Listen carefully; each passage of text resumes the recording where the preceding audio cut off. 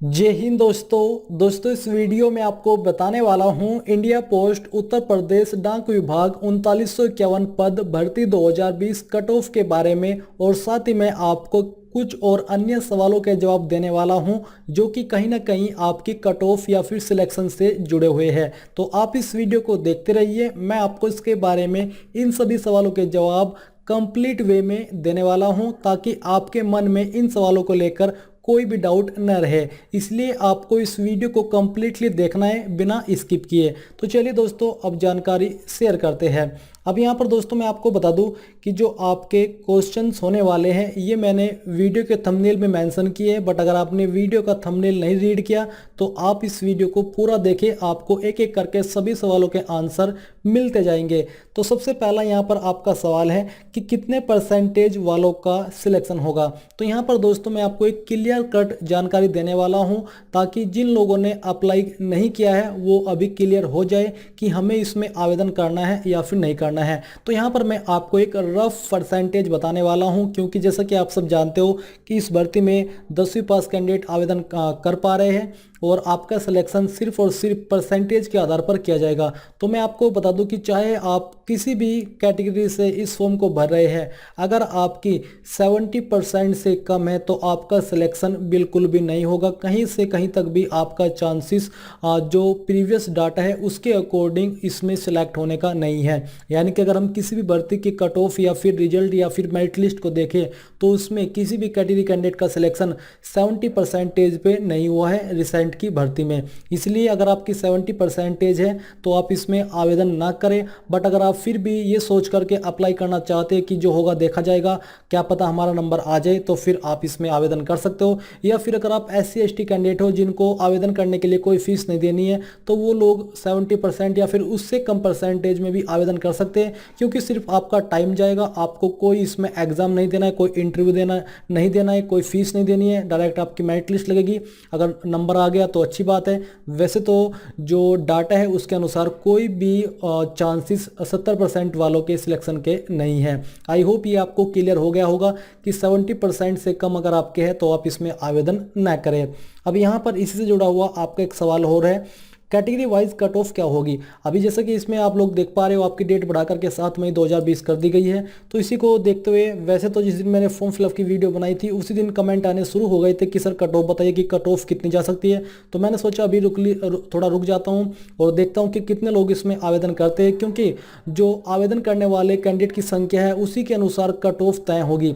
अगर इसमें कुछ ऐसे कैंडिडेट आवेदन करते हैं जिनकी परसेंटेज कम है तो आपकी कट ऑफ ऑब्वियसली कम रहेगी। बट अगर इसमें ऐसे कैंडिडेट आवेदन कर रहे हैं जिनकी परसेंटेज हायर है 90% 85%, तो फिर कम परसेंटेज वालों के चांसेस कम हो जाएंगे ज़्यादा परसेंटेज के वालों के मुकाबले। तो यहाँ पर मैंने एक लिस्ट तैयार की है अपने अकॉर्डिंग।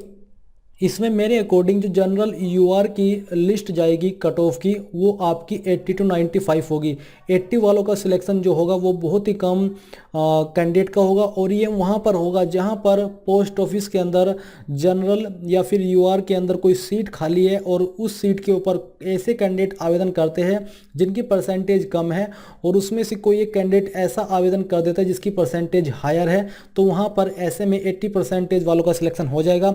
बट अगर आप ये चाहते हैं कि मेरा शॉर्ट सिलेक्शन हो तो उसमें तो आपकी 90+ % होनी चाहिए, क्योंकि मैंने अभी रिसेंट में जितने रिजल्ट जारी हुए हैं जैसे कि महाराष्ट्र, केरला, बिहार और इससे पहले जो रिजल्ट जारी हुए थे उन सभी की जो मेरिट लिस्ट थी वो चेक की, उसमें मैंने देखा कि कहीं पर भी 80% वालों या फिर उससे हायर परसेंटेज वालों का सिलेक्शन नहीं हुआ है। यहाँ पर जो UR और जनरल कैंडिडेट है इनका सिलेक्शन 90%, 94, 93 जैसे कि आप यहाँ पर देखोगे ये UR की पोस्ट है, महाराष्ट्र का सर्कल 2 का रिजल्ट है, इसमें 96% है। फिर यहाँ पर हम एक और पोस्ट देखते हैं जो कि UR की है, एक वैकेंसी 93, UR की 94, नीचे फिर एक UR है 93, UR यहाँ पर आप देख लीजिए 94, यानी कि सभी का 90+ है। बट फिर भी मैंने यहाँ पर आपको एक एग्जाम्पल के तौर पर बताया, क्योंकि कहीं सीट ऐसी होती है जैसे कि मैंने आपको बताया कि उन पर सीट कम होती है और जो कैंडिडेट आवेदन करने वाले होते हैं उनकी परसेंटेज भी कम होती है।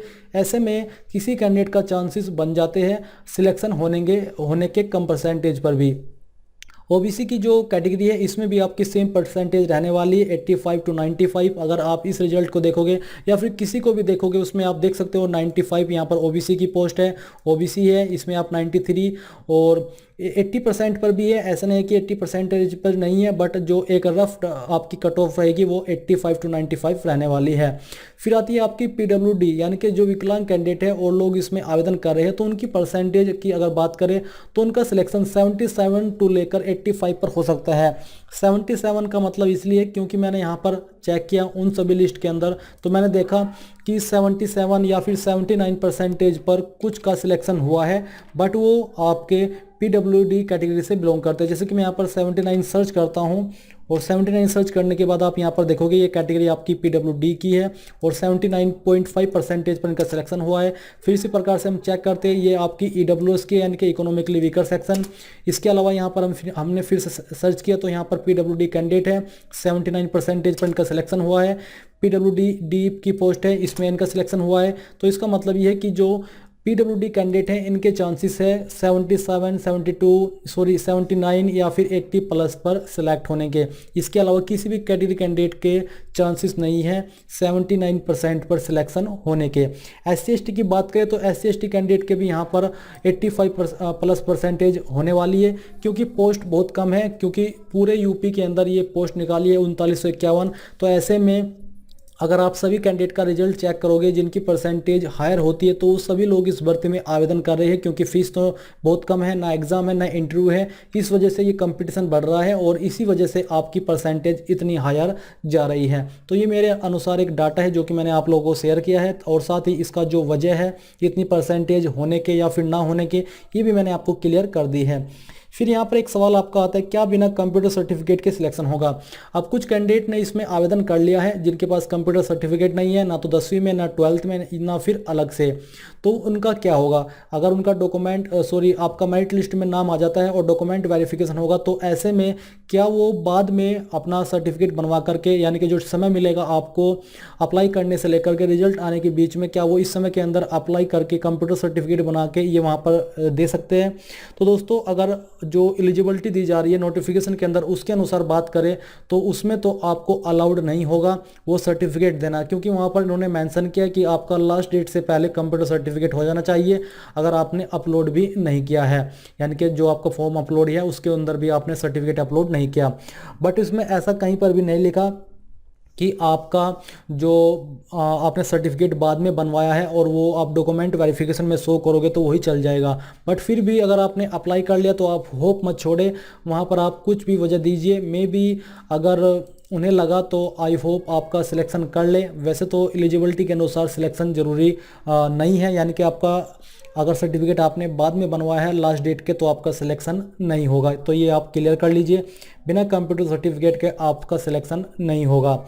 मेरिट लिस्ट रिजल्ट कब तक जारी किया जाएगा? अब चलिए इसको भी क्लियर कर लेते हैं। दोस्तों, यहाँ पर जैसा कि आप सब जानते हो कि लॉकडाउन चल रहा है और बहुत सारे काम रुके पड़े हैं, बट फिर भी ये जो आपकी मेरिट लिस्ट लगेगी ये कंप्यूटर बेस्ड होगी, यानी कि सिस्टम द्वारा जनरेट की जाएगी। उसमें ये एक बार तय कर देगा जिन लोगों ने फॉर्म फिलअप किया और उसके अनुसार आपकी मेरिट लिस्ट तैयार हो जाएगी। इसमें ज़्यादा समय नहीं लगेगा, इसलिए मैं आपको बता दूं कि आपकी इस भर्ती का रिजल्ट जो आएगा वो में भी आपको जुलाई के एंड तक मिल जाए, क्योंकि मैंने देखा है जो आपकी महाराष्ट्र की भर्ती थी इसमें भी 2-3 महीने का समय लगा, केरला की भर्ती में भी, बिहार की में भी, वेस्ट बंगाल की में भी शायद 2 महीने हो चुके हैं और रिजल्ट इनका अंडर प्रोसेस है, जल्दी आ जाएगा। तो इसी तरह से आपका जुलाई के एंड तक इसका रिजल्ट आ जाएगा।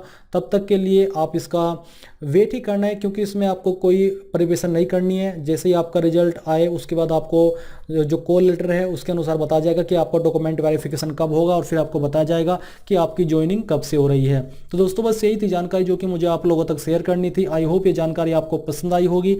अगर आई है तो आप इस वीडियो को लाइक करें और जितना ज़्यादा हो सके शेयर करें। साथ ही अगर आपके इन सवालों के अलावा कोई और सवाल भी है तो आप मुझे कमेंट करके पूछ सकते हैं। मैं कोशिश करूँगा कि उनके जवाब भी आपको इसी प्रकार से दे सकूँ ताकि वो उनके आंसर सभी लोगों तक पहुँच जाए।